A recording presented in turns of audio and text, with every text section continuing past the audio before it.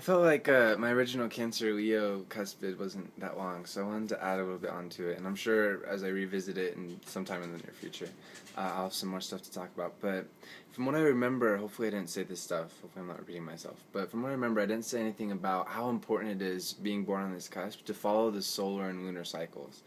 Um, I was just saying to my friend Sam the other day, who I've done a couple videos with, how important the lunar cycle is. I've come to realize, and perhaps out of all the different transits that are going on here on Earth, the lunar cycle is the one that I feel should be understood and studied the most, because I mean the moon is affecting us so profoundly.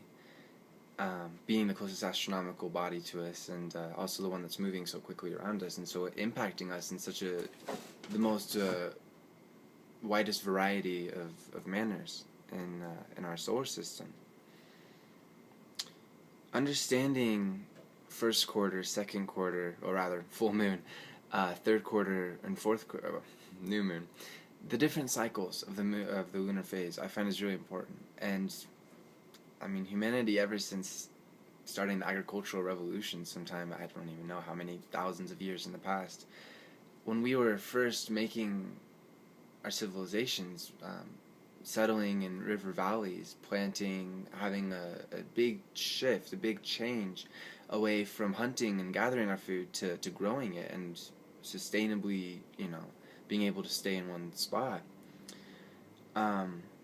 That was absolutely through the use of the lunar cycle, knowing when to plant and when to harvest and whatnot. And of course, that's also the seasons of the year.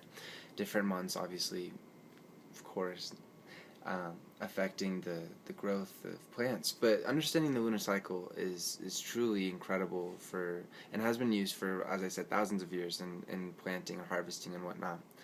And if I'm not mistaken, I'm under the impression that that's how Ben Franklin made a huge impact, at least in part, of course, in pre-revolution America, was publishing his Poor Richard's Almanac, which, again, if I'm not mistaken, has had an understanding of the moon cycles. I know that Mr. Franklin was into astrology, so it would make perfect sense